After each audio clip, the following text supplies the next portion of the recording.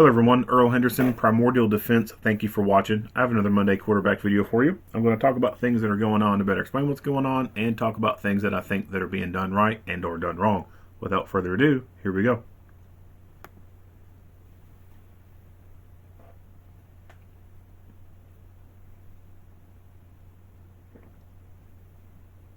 With the following critical incident video, the Fresno Police Department is sharing information about an officer-involved shooting that occurred on March 29, 2022.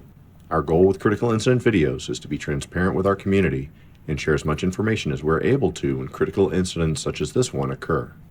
The following critical incident video, no body-worn camera footage that captured the in his office. With Tuesday, March 20 nature of this video, viewer discretion is advised.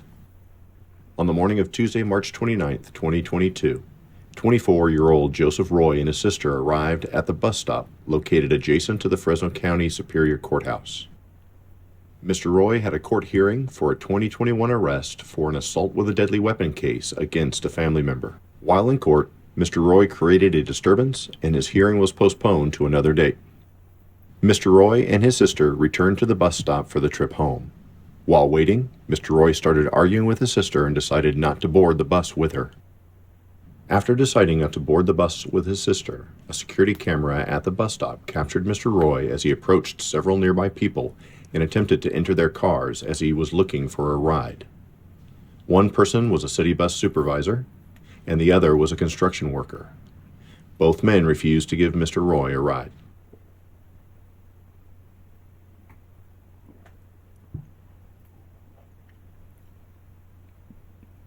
Are those fucking sweatpants?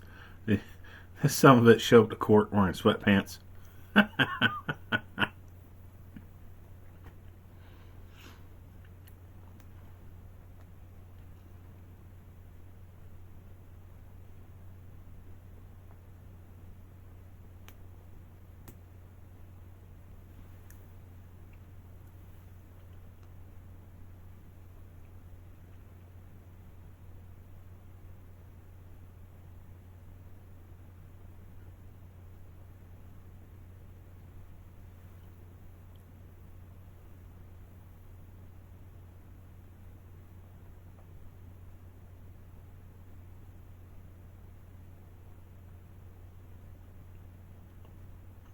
Okay, so before we go any further, let's back this up to, we'll just leave it where it's at.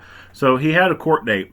He caused a disturbance, and they had to stop court and postpone it for another date.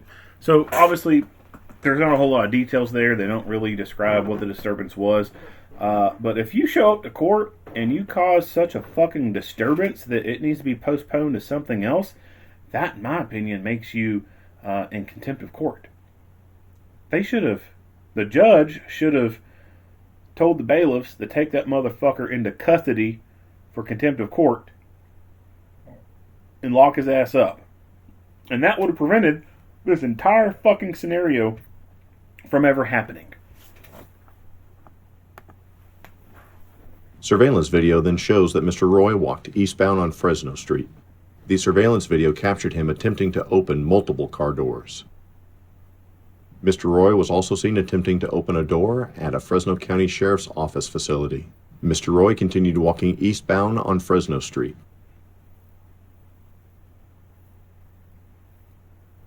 Mr. Roy entered the City Hall Annex building, which is utilized by the Fresno Police Department. After making entry into the building, Mr. Roy attempted to forcibly enter the Fresno Police Traffic Office, but he was stopped by a security door. After failing to enter the traffic office, he walked next door to Detective Number 1's office and entered through an unlocked door. Detective Number 1 was sitting at his desk when Mr. Roy walked into his office. Mr. Roy immediately walked up to the desk and stood over Detective Number 1. Detective Number 1 said at first he thought the man was a maintenance worker and asked if he needed help. Mr. Roy, according to Detective Number 1, said nothing and stood over him with a blank stare. Detective Number 1 said that suddenly Mr. Roy began to strike him in the head with hammer fists. Detective Number 1 said he identified himself as a police officer, but that Mr. Roy continued the attack. Detective Number 1 said he felt a sharp pain in his head area, which led him to believe that he was being stabbed by a sharp object. Detective Number 1 received significant head wounds from the assault by Mr. Roy. Detective number 1 described Mr. Roy as being almost on top of him. Detective number 1 said that due to Mr. Roy's large size and that he was blocking his avenue of escape, he felt his life was in imminent danger. He discharged his handgun, striking Mr. Roy. Several motor officers who heard the shot rushed to Detective number 1's office. Detective number 1 was escorted out of the office. Fresno police officers began to render medical aid to Mr. Roy and Detective number 1. The motor officers, who are equipped with body-worn cameras, activated the devices as they responded to the office.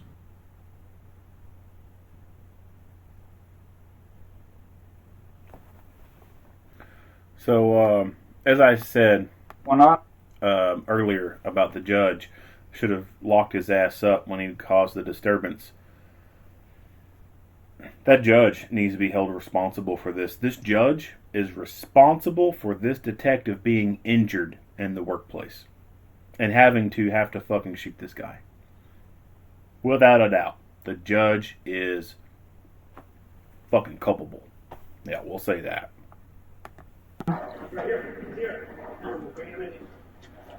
Does anybody have any weapons on him? Does he have weapons? We don't know. Okay. See if you got a weapon or something on it. No, no. Yep. I don't know. Here, let's pull it back. Here, pull him back. Officers provided medical aid, including CPR, until paramedics arrived. Paramedics declared Mr. Roy deceased at the scene. Detective number 1 was transported to the hospital and treated for multiple injuries, including a large laceration to the side of his head, a concussion, and a puncture wound on top of his head that required suturing. While Detective number 1 did not see a weapon, investigators located a black plastic pin which was broken and bloody. The pin was located near the location of the assault. Further tests are being conducted to determine if this was the weapon used by Mr. Roy to stab Detective number 1. This concludes the critical incident video of the officer-involved shooting that occurred on March 29, 2022. The investigation into this critical incident is ongoing. On March 20. Okay, so Does anybody have any weapons? he attempted to go into one part of the building but was stopped by a locked door, and then he went to where this detective was and went through an unlocked door. I don't know if that door is supposed to remain locked at all times or if it's supposed to be unlocked at all times and people can come in for whatever services that this area of the building offers. If it's a door that's supposed to be locked, then someone's responsible for not keeping that door locked. When it comes to public buildings like this, although, the idea that, your public servants should have an open door, there's also the idea that public servants should also be protected and should not be ambushed like this guy was so easily. So having areas that are blocked off to general public is a good idea. Having doors that can be remotely opened from a different location. So, say for example, this officer or whoever was closest to the door, him or maybe someone else in that office. I don't know what the layout is. Let's say it's just him and a couple other people. They all could have a monitor at the door right there that they could all see. Or have a personal monitor on their desk there, and there's a camera at the door, so whoever's at it, they press a little button, like a little buzzer. They can look at that monitor, see who's standing at that door, press a little button, ask them, what do you need? How can I help you? Whatever. Try to determine what the hell that person needs before even letting them into the door to begin with. That way, they can greet the person as they're coming in and be prepared to receive this person as they're coming in.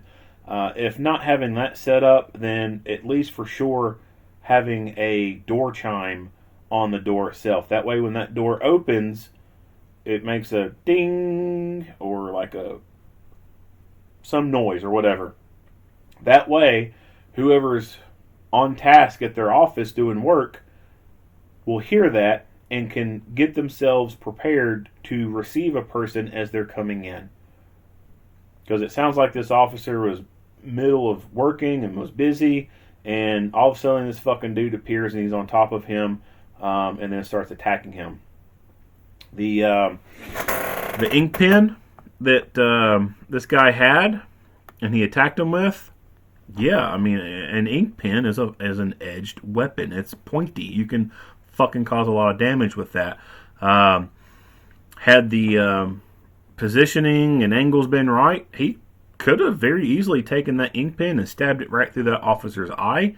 And the officer, if he survived this attack, he would be blind for the rest of his life. But that type of attack right there, or that injury, could be a very significant incapacitating injury. I mean, there's some people who can fight through some shit, but I don't think there's a whole lot of people who can fight through being stabbed in the fucking eye and then continue to go. Like, that's that's a pretty damn gnarly injury right there.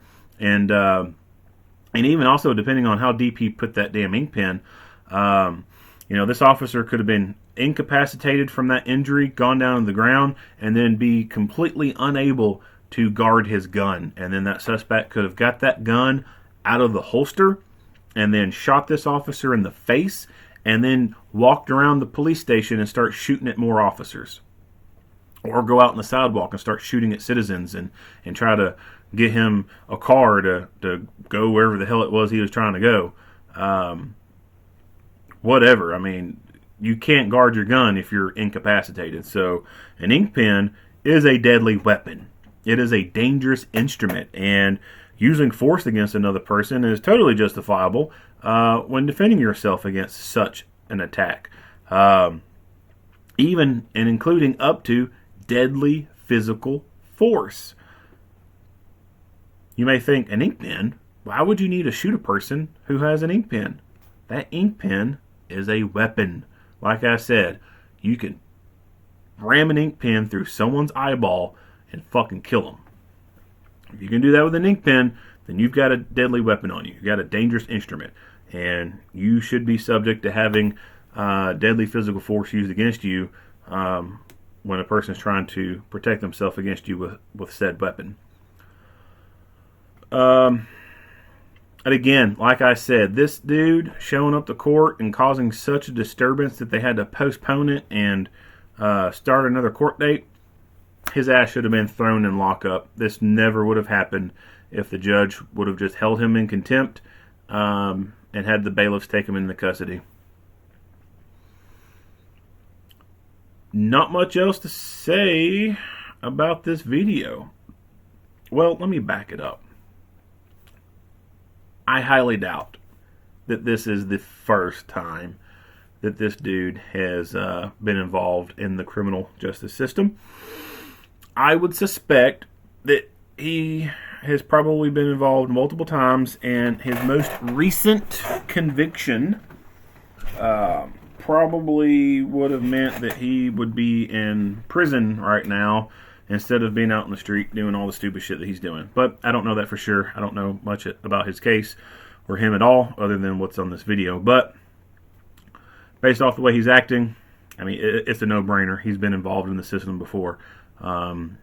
This guy should have been locked away somewhere instead of being out on the street with other people and attempting to victimize other people and actually victimizing people. This could have been a case of suicide by police. I mean, he went into a place where there's police officers. Now, at first, he tried to open cars and get into them. That could have been a tactic for him to get people to call 911 and get the police there. And he was going to try to do a suicide by police on the street, but it just wasn't working. So he just decided to go to where the police were and make this thing go quicker. I don't know that for sure. But it seems like to me this is a possible suicide by police kind of thing. Or it could just be this dude is just a off his rocker piece of shit motherfucker that decided he was just going to show out. I don't know. Who knows? I don't know what's going through his head. We can't talk to him because he ain't talking. And rightfully so. If you like what you hear and see, go ahead and give me a like and a share. If you have not already, hit that subscribe button and stay tuned for more Monday quarterback videos. Earl Henderson, Primordial Defense, thank you for watching.